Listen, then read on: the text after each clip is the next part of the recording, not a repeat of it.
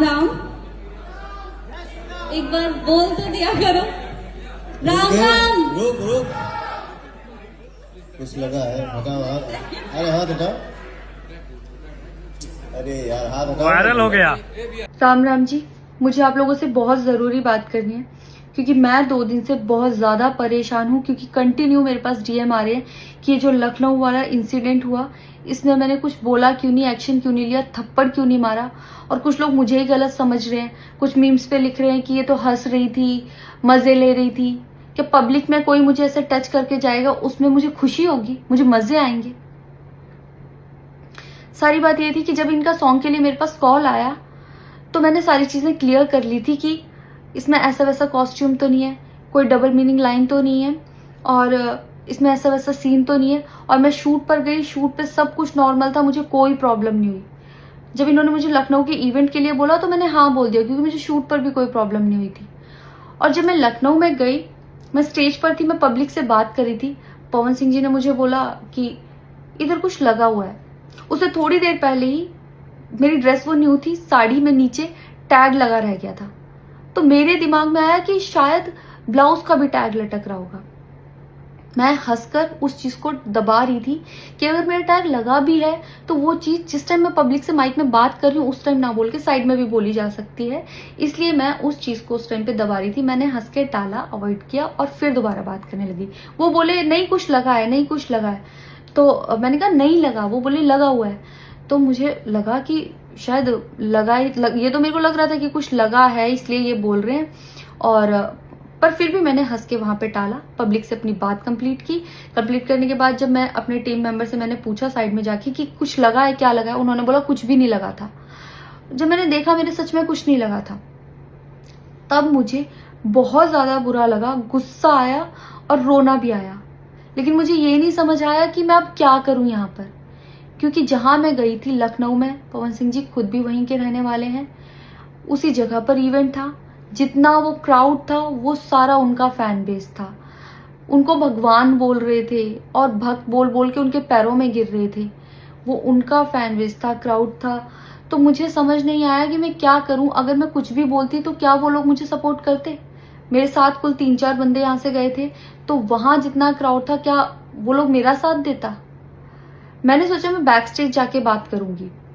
इतनी देर में थोड़ी देर रील्स बन के अचानक से वो उतर के चले गए बीच में ही इवेंट के।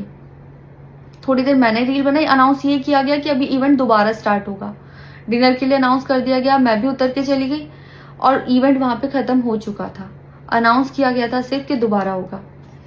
नेक्स्ट डे जब मैं घर आई तो मैंने देखा ये बहुत बड़ा मैटर बन चुका था।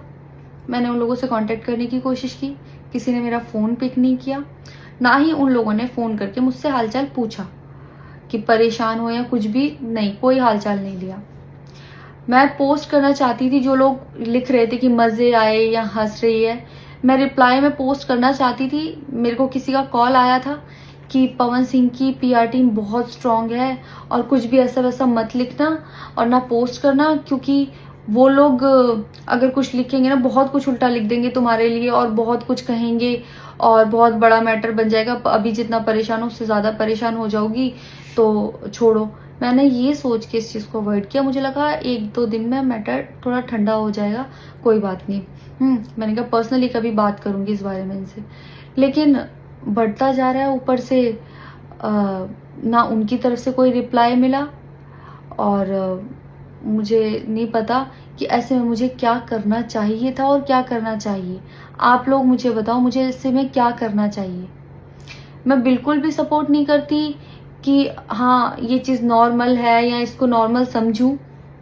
किसी भी लड़की को उसके बिना परमिशन के टच करना ही पहली बात बहुत गलत है, और फिर इस तरीके से टच करना तो हद से ज़्यादा गलत है। यही सेम चीज़ अगर हरियाणा में हुई होती ना तो मुझे जवाब देने की ज़रूरत नहीं पड़ती। यहाँ की पब्लिक अपने आप जवाब दे देती, यहाँ की ऑडियंस फुल सपोर्ट करती और जवाब देती। लेकिन मैं उनकी जगह पर थी, वो यहाँ पे नहीं थे। इससे मुझे ये लेसन मिला है कि मैं भोजपुरी इंडस्ट्री में अब काम नहीं करूँगी।